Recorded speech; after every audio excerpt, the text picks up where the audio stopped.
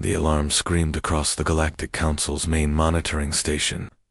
Operator Zilton's four eyes widened as the emergency signal flooded his screens with desperate pleas for help. The transmission came from Kepler 442, a quiet system on the galaxy's outer rim where the peaceful Rulani had built their farming colonies. "Please, anyone who receives this message," the voice crackled through static. "The Vekvar raiders have come. They're burning everything, taking our children. We have maybe hours before they finish loading their slave ships." Zilton's tentacles trembled as he forwarded the message to the council chambers.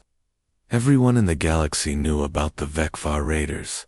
They were monsters who swept through peaceful worlds like a plague, taking everything valuable and leaving only ash behind.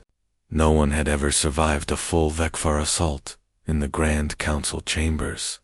Representatives from dozens of worlds gathered around the holographic display showing the Kepler 442 system. The images were heartbreaking. Rulani's cities burned while massive black ships hung in orbit like hungry vultures. "Our nearest fleet is 3 weeks away," announced Fleet Commander Villanos, his voice heavy with defeat. "By the time we arrive, there won't be anyone left to save." The chamber fell silent. Everyone knew he was right. The Vekvar never left survivors. Counselor Meltar, an elderly diplomat who had served for over 2 centuries, cleared his throat nervously. "There is one possibility," he said, his voice barely above a whisper. "The humans." A collective shudder ran through the assembly. The humans. Those terrifying creatures from the death world called Earth. They had only joined Galactic society 2 years ago, and already their reputation sent chills through civilized space. Stories spread about their impossible strength, their ability to survive in conditions that would kill any sane being, and their disturbing habit of running toward danger instead of away from it. "The humans have ships in the nearby sectors," Meltar continued. "They could reach Kepler 442 in hours, not weeks. But do we really want to unleash those Deathworlders?" asked Representative Corden. "What if they're worse than the raiders themselves?" 3,000 light-years away, Captain Kim Ji-ho sat in his office aboard the human diplomatic station. The middle-aged officer had served in Earth's naval forces before volunteering for the dangerous job of human-alien relations. His computer chimed with an incoming priority transmission from the Galactic Council as Ji-ho watched the footage from Kepler 442. His calm expression never changed, but inside, rage built like a volcano. Children being dragged from their homes, families torn apart, entire communities destroyed for profit. He reached for his communicator with steady hands, though his voice carried the cold edge of controlled fury. "Get me Admiral Park Min-ho of the 5th Fleet," he said quietly. "Tell him we have work to do." Admiral Park Min-ho was reviewing supply reports when his communicator exploded with urgent beeping. The weathered officer, who had spent 30 years defending Earth's colonies, immediately recognized the tone reserved for the worst emergencies. "Admiral, priority transmission from Captain Kim Ji-ho," his aide announced breathlessly. Within minutes, Park was staring at the horrific footage from Kepler 442. His jaw tightened as he watched. Rulani children being herded into slave cages while their parents screamed helplessly. The Vekvar raiders moved through the burning settlements like predators, taking whatever they wanted. "How long do we have?" Park asked, his voice deadly calm. "Maybe 6 hours before they finish loading their ships and jump away," Ji-ho replied. Through the hologram, "The Council's nearest fleet won't arrive for 3 weeks. Park was already moving before Ji-ho finished speaking. He slammed his palm on the fleet-wide emergency button, sending red alerts screaming through every human ship in the sector. "All vessels, this is Admiral Park. Emergency deployment. Battle stations, prepare for immediate hyperspace jump." The response was instant and overwhelming. Lieutenant Commander Lee Sora burst into the command center, her tablet already displaying fleet positions and jump calculations. "Sir, I have 17 ships within range. The destroyers, indomitable and fierce, can be ready in 2 hours. The carrier Thunder needs 90 minutes to recall her fighters. Around the bridge, alien crew members watched in stunned silence as humans transformed before their eyes. The relaxed, friendly beings they knew disappeared, replaced by focused warriors, moving with mechanical precision. Every human seemed to know exactly what to do without being told. Ensign Quan Doyan sprinted past carrying ammunition crates that should have required 3 beings to lift. His Centauri crewmate Velkin could barely believe what he was seeing. "How is he carrying those alone?" Velkin whispered to another alien observer. "Gravity on their homeworld is 3 times what we're used to," replied the ship's science officer, a Relani named Quental. "What seems impossible to us is normal for them." In the engineering section, Chief Engineer Lim Jaiwan was performing miracles. She had her human team rerouting power systems and overcharging engines in ways that would terrify most species. "We need maximum hyperspace capability in 90 minutes, she announced to her mixed crew. "I don't care if we burn out half the systems afterward." Her alien assistants watched nervously as humans crawled into dangerous reactor spaces and worked with electrical systems that could kill them instantly. What shocked the aliens most wasn't the physical danger the humans casually accepted, but their emotional state. These Deathworlders were risking everything for beings they had never met, on a world they had never seen. "Why?" asked Velkin, genuinely confused. "Why risk your lives for strangers?" Commander Lee Sora paused in her calculations and looked at him with eyes that burned with quiet determination. "Because someone has to," she said simply, then returned to coordinating the largest emergency deployment in human galactic history. Space around Kepler 442 had been quiet for hours, with only the massive black ships of the Dekfar Raiders hanging in orbit like vultures over a dying world. The Raiders had grown comfortable, loading their final cargo of Relani slaves while their sensors swept for any approaching threats. Then reality tore open. Brilliant flashes of hyperspace. Energy erupted across the system as 17 human warships materialized from nothing. The sudden appearance sent shockwaves through the Dekvar fleet, their alarms screaming warnings about unknown vessels appearing at impossible distances. Warlord Greatus was enjoying a meal of captured Relani delicacies when his bridge exploded into chaos. "What's happening?" he roared, his massive form rising from his command throne. "Unknown ships, Warlord," his sensor operator stammered. "They just appeared out of hyperspace. I count 17 vessels, medium to heavy class." Greathos laughed, showing rows of razor-sharp teeth. 17 ships. The Council must be more desperate than I thought. Prepare to destroy these fools. But as his sensors gathered more data, the laughter died in his throat. These weren't Council ships with their elegant curves and delicate construction. These vessels looked like they had been forged in the heart of a star, all brutal angles and heavy armor plating. Their hulls showed scars from battles that would have destroyed normal ships. "Sir, their hull thickness readings are off the charts," the sensor operator reported nervously. "These ships are built like fortress walls. What kind of beings need armor that thick?" Commander Choi Yuna led the advanced fighter squadron, her sleek interceptor cutting through space at speeds that made the Dekvar pilots dizzy just watching. Behind her, 24 human fighters moved in formations that defied common sense, weaving between each other with mere meters of clearance. "This is insane," muttered a Dekvar pilot. "They're flying like they want to die." What the Raiders didn't understand was that human pilots trained in Earth's atmosphere, where a single mistake meant death.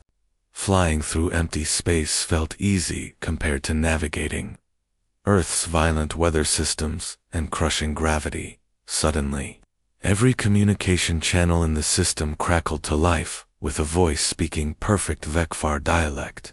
The accent was flawless, the grammar precise, as if the speaker had studied the language for years. "Attention Vekvar vessels. This is Admiral Park Minho of the Human Fifth Fleet. You are in violation of galactic law. Release all prisoners immediately, and prepare to surrender your ships. Grake thus stared at his communications officer in shock. How do they know our language so perfectly? I don't know, sir. Our dialect is incredibly complex. It should take years to learn. What the Dekvar didn't realize was that humans had spent their 3-hour hyperspace jump studying every piece of Dekvar communication they could find. Teams of linguists worked frantically, using Earth's advanced translation programs and their own stubborn determination to master a completely alien tongue in record time. Impossible, Gracchus whispered, but deep down, something cold began growing in his chest. These weren't ordinary enemies. These were something else entirely. Admiral Park waited exactly 30 seconds for a response to his surrender demand. When none came, he made a decision that would define humanity's reputation in the galaxy. Launch diplomatic shuttle. Single pilot, no weapons, white peace flags, displayed. Lieutenant Yoon Seon-ho volunteered immediately. The young pilot climbed into his small shuttle, knowing full well he was flying into the guns of the most feared raiders in known space. As his tiny craft moved slowly toward the Dekvar fleet, every human ship held its breath. Warlord Gracchus watched the approaching shuttle with amusement. Look at this pathetic display, he sneered to his bridge crew. These humans think they can negotiate with us like the weak council species. The shuttle was halfway between the fleets when Gracchus made his fatal mistake. Destroy it, he ordered casually. Show them what happens to those who dare challenge the Vec. 3 raider ships opened fire simultaneously. The diplomatic shuttle, carrying nothing but peace flags and one brave pilot, vanished in a ball of plasma fire. The silence that followed lasted exactly 2 heartbeats. Then hell erupted across space. Captain Nam Taiho had been waiting with his finger hovering over the firing controls of his destroyer's main batteries. The moment he saw the shuttle die, something cold and terrible settled over his features. All batteries, fire, he said quietly. The Retribution's railguns spoke with voices like thunder. Massive tungsten rods accelerated to impossible speeds, crossing the distance between fleets in seconds. The leading Dekvar cruiser's shields flared bright blue, held for a moment, then collapsed like tissue paper. The railgun rounds punched through the ship's hull as if it were made of cardboard. Impossible, Gracchus whispered. Their weapons shouldn't be able to penetrate our shields that quickly. What he didn't understand was that human weapons were designed to work in Earth's crushing gravity and violent magnetic fields. A railgun that could function on Earth's surface was devastatingly powerful in the gentle environment of space. Major Ohana's voice cut through the battle communications. Marine Companies Alpha through Delta, prepare for immediate boarding. Action. These raiders just killed one of our own. Across the human fleet, soldiers who had trained in Earth's most hostile environments prepared for close combat. They loaded weapons designed to function in vacuum, acid rain, or the crushing depths of Earth's oceans. Commander Choi Eunice, fighters dove into the Dekvar formation like hunting hawks. Her pilots pulled turns that generated forces strong enough to crush most alien bodies, but humans had evolved under 3 times normal gravity. What would kill a Vekvar pilot was merely uncomfortable for them. They're pulling AG turns, a terrified Vekvar pilot reported. Nothing should be able to survive that.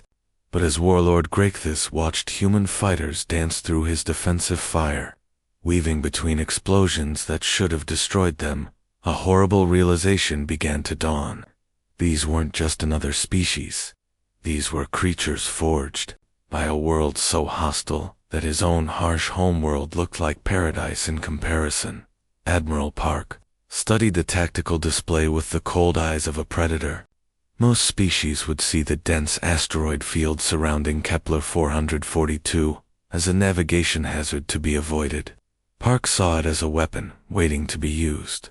Navigation, plot a course directly through the asteroid field, he commanded. Use the largest rocks as cover. His alien crew members exchanged worried glances. "Sir," his Antari navigation officer stammered, "the asteroids are moving at dangerous speeds. Our computers show a 90% chance of collision." Park's smile was wolfish. "Then we'll have to be better than 90%. What the aliens didn't understand was that humans had learned to navigate Earth's violent weather systems, where hurricane winds and lightning strikes were daily hazards. Dodging slow-moving space rocks felt almost relaxing by comparison. The human fleet dove into the asteroid field like sharks entering a feeding frenzy. Ships that would normally be sitting targets became ghosts, appearing from behind massive rocks, to fire devastating salvos before vanishing again. The Vekvar found themselves fighting enemies they couldn't see until it was too late. But Park wasn't just using the asteroids for cover. He was turning them into weapons. "Tractor beam operators, target that 3-kilometer rock," Park ordered, pointing at a massive asteroid spinning slowly through space. Full power. The Retribution's tractor beams locked onto the enormous stone and began accelerating it toward the Dekvar fleet. What started as a drifting piece of debris became a guided missile weighing billions of tons. "Incoming asteroid," screamed a Dekvar sensor operator. "It's accelerating directly toward us." Warlord Graithus watched in horror as the massive rock smashed into one of his heavy cruisers. The ship's shields flared briefly before collapsing, and the asteroid punched through the hole like a bullet through paper. The cruiser broke apart in a shower of metal and flame on the planet's surface. The situation was equally desperate for the raiders. Colonel Yuguan's Marines had landed in the middle of a toxic storm that would have killed most species in minutes. The planet's atmosphere was thick with poisonous gases that burned exposed skin and corroded metal. "Sir, the environment readings are off the charts," reported Sergeant Kong Min-jae, his voice calm despite speaking through a military-grade environmental suit. "Acid levels that would dissolve Dekvar equipment in seconds." Juan nodded grimly. Earth's soldiers trained in conditions that made this toxic hellscape seem mild. Their equipment was designed to function in Earth's most hostile environments, places where acid rain, crushing pressure, and deadly radiation were just another day at the office. The trapped R'Lani civilians watched from their shelter bunkers as humans moved through the poisonous storm like it was a gentle breeze. Vekvar soldiers who tried to pursue them found their weapons malfunctioning and their armor dissolving, while the humans continued fighting without missing a beat. "How are they doing this?" whispered a young R'Lani mother, holding her child close as she watched human soldiers rescue civilians from a burning building that was filling with toxic gas. Her question was answered when she saw a human Marine remove his helmet to give mouth-to-mouth resuscitation to a R'Lani child. The human breathed the poisonous air without protection, his Deathworld lungs filtering toxins that would kill most beings instantly. Warlord Graithus was losing, and he knew it. Half his fleet was destroyed or crippled. His ground forces were being systematically eliminated by soldiers who seemed immune to the planet's deadly environment, and these terrifying humans showed no signs of slowing down. Desperate times called for desperate measures. "Bring me the R'Lani younglings," he snarled to his remaining guards. Within minutes, 20 R'Lani children were dragged onto his flagship's bridge, their large eyes wide with terror. Graithus activated the fleet-wide communication system, confident that he was about to turn the tide of battle. "Attention, human fleet," he announced, his voice dripping with false confidence. "I have 20 innocent lives here with me. One wrong move from you, and they all die. You have 1 minute to withdraw from this system, or I start executing them, one by one." It was a tactic that had worked countless times before. Every civilized species in the galaxy would negotiate when children were threatened. The Galactic Council would debate for hours, trying to find a peaceful solution that saved everyone. Even the most aggressive species would at least pause to consider their options. The response came in exactly 10 seconds. "This is Admiral Park." "Minho." The voice was colder than the vacuum of space. We don't bargain with slavers, we eliminate them. Ruthless felt his blood freeze in his veins. You can't be serious. I'll kill them all. You were going to kill them anyway, Park replied with deadly calm. That's what slavers do. The only difference is whether you do it now or later. Either way, you die today. The communication channel went dead. For the first time in his violent career, Warlord Ruthless felt true fear. These humans weren't following any galactic protocol, he understood. They weren't trying to save everyone. They were focused on one simple goal, destroying him and his raiders completely. What he didn't know was that Captain Song Haijin and her special forces team were already inside his ship. The infiltration had been impossible by any normal standard. Song's team had approached through the ship's waste disposal system, swimming through acidic compounds that would have dissolved most alien equipment in minutes. They wore suits designed for Earth's deepest ocean trenches, where pressure could crush submarines and temperatures could boil blood. Target the bridge ventilation system, Song whispered into her communicator. Nightshade gas, level 3 concentration. Her team moved through maintenance shafts, barely wide enough for human bodies, navigating by touch through spaces filled with toxic fumes and electrical hazards. The Vekvar had never considered that any sane being would try to infiltrate a ship through its most dangerous sections. Within minutes, invisible gas began seeping into the bridge through the air vents. The Vekvar guards started coughing, then collapsed one by one.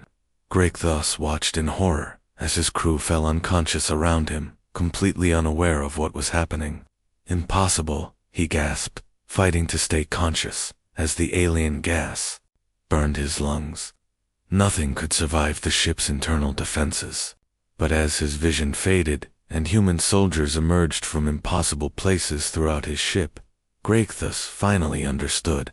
These weren't just another species. These were creatures born in conditions so harsh that his ship's deadliest hazards were minor inconveniences to them. The last thing he saw before losing consciousness was a human soldier gently lifting a terrified Rilani child to safety. The silence that followed the battle was almost deafening.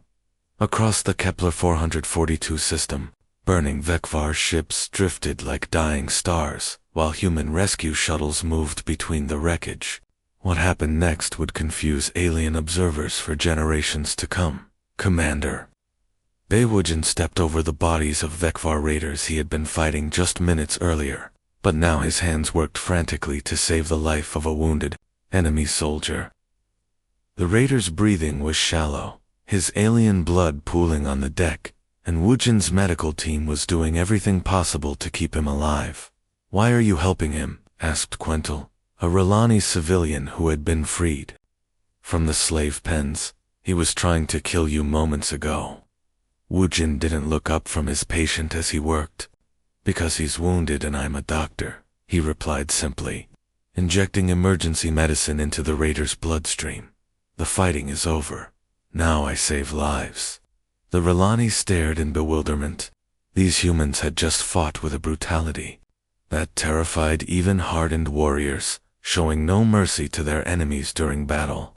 But the moment the shooting stopped, they transformed into healers and rescuers, treating friend and foe with equal care.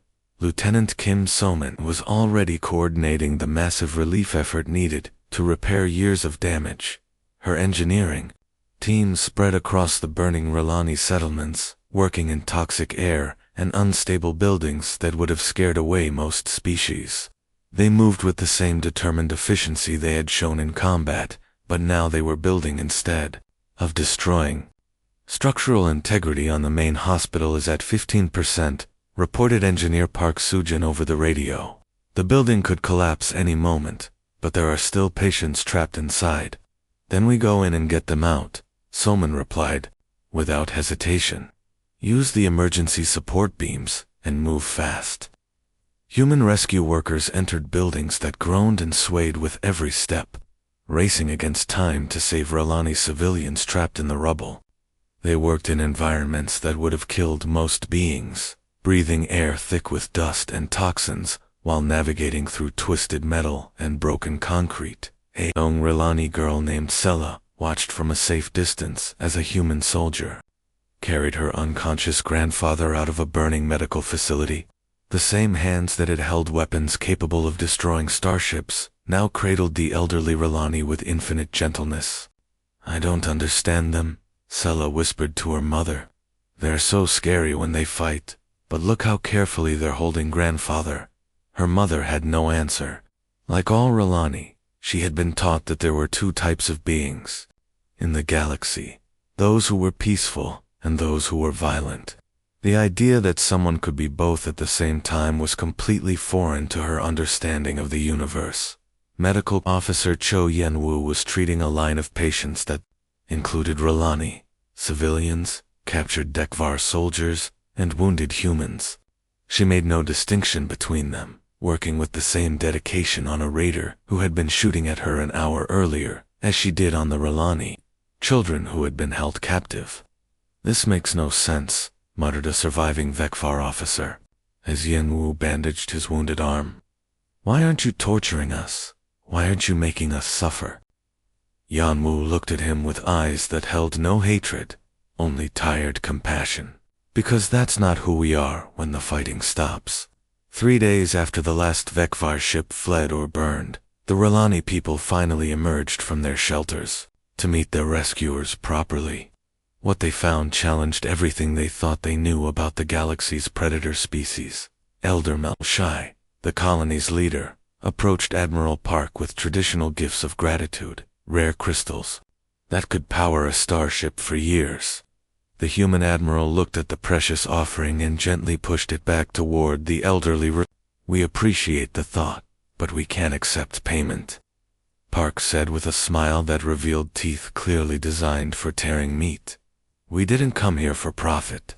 Melshai stared in confusion. "But you risked everything. Lost ships, lost people. How can we repay such sacrifice?" "You don't need to repay anything," Park replied, his predator's smile somehow managing to look genuinely warm. "Helping people who need it is just what we do." The concept was so alien to galactic thinking that many Rilani simply couldn't process it. Every species they knew fought for territory, resources, or survival. The idea of risking everything for strangers without expecting anything in return seemed impossible. Young Talani, barely more than a child, watched human soldiers playing with Rilani youngsters who had been traumatized by their captivity. The humans laughed easily, making funny faces and silly noises that brought smiles to frightened children. But when Talani looked closely at their eyes, she saw something that made her shiver. These were the same beings who had torn through that far warriors like paper. "The weather's been pretty mild here," commented Sergeant Lee Jiwan to his squad as they helped rebuild a damaged school. "Back home, we just had a Category 5 hurricane last month. Winds hit about 300 kilometers per hour. The Rilani workers nearby stopped their tasks and stared. A Category 5 hurricane would be a world-ending disaster on their peaceful planet. To these humans, it was just weather worth mentioning in casual conversation. "Oh, that's nothing," replied Corporal Han Sungmin with a laugh. "Remember the earthquake in Seoul last year? 8.2 on the scale. My apartment building swayed like a tree, but we just kept eating dinner. An 8.2 earthquake would have leveled every structure on Rilani Prime.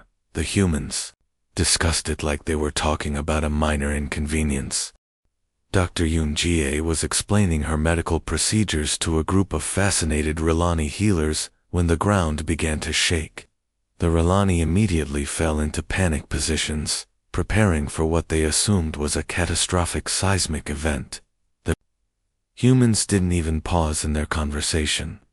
"Just a little tremor," Jie noted absently, continuing her explanation while the Rilani cowered in terror. "Probably only a magnitude 4. On Earth, we call that a mild vibration." It was then that the Rilani began to understand the truth about their rescuers.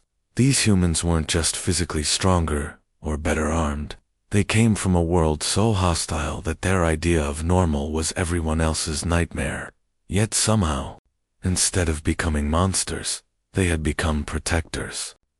They could conquer us all easily, Elder Melshai whispered to his council that night. Their world made them into living weapons, but they choose to save us instead. Why? The answer came from little Sella, who had spent the day following human medics as they treated her people. Because they're good, she said simply. They're scary, but they're good. The news traveled faster than any starship. Within a week of the Kepler 442 liberation, every communication network in the galaxy buzzed with the same incredible story. Humans had wiped out an entire Dekvar raider fleet in less than 6 hours. In the shadowy cantinas, where criminals gathered, the conversations grew hushed and nervous. The Vekvar had been the galaxy's most feared raiders for centuries, and these new humans had destroyed them like they were nothing. I heard they used asteroids as weapons, whispered Kexler, a smuggler, who had avoided the Vekvar for decades. Threw rocks the size of moons at their ships. That's not the scary part, replied Velquan, a former pirate who had been reconsidering his career choices. The scary part is, they did it to save complete strangers. No profit, no territory, no resources. They just decided those people needed help. The criminal underworld was built on predictable motivations: greed, power, survival. Humans had introduced something terrifying into that equation. They would fight to the death for people they had never met, expecting nothing in return. Meanwhile, in the elegant halls of the Galactic Council, representatives from peaceful worlds lined up to request human protection for their colonies. The Andorian Trade Federation offered exclusive mining rights. The Peaceful Assembly of Kethmer offered their entire treasury. The Ralani Council offered permanent alliance and their most advanced technology. Admiral Park received these messages aboard the Retribution as his fleet prepared to return to human space. He read each offer carefully, then dictated the same response to all of them. The human Fifth Fleet appreciates your generous offers, but we cannot accept payment for doing what is right. If you need our help, you have only to ask, Commander. Lisora found the Admiral standing alone on the observation deck, watching the stars. Sir, the Galactic Council is requesting a formal meeting. They want to discuss expanding human patrol routes throughout the Outer Rim. Park nodded slowly. Just 3 years ago, humans had been the newcomers desperately trying to prove they belonged in galactic civilization. They had been laughed at, dismissed, and barely tolerated by species who saw them as violent barbarians from a death world. Now those same species were begging for human protection. Have you seen the latest intelligence reports? Sora asked quietly. Pirate activity has dropped 60% in sectors where human ships have been spotted. They're not even waiting to see if we're patrolling. They're just assuming we are, and avoiding those areas entirely. The change was remarkable. Criminal organizations that had terrorized the galaxy for generations were retreating into the deepest, darkest corners of space, afraid to operate anywhere humans might appear. The mere possibility of encountering a human fleet was enough to make raiders flee. On Ralani Prime, children played games where they pretended to be human rescuers, saving their friends from imaginary monsters.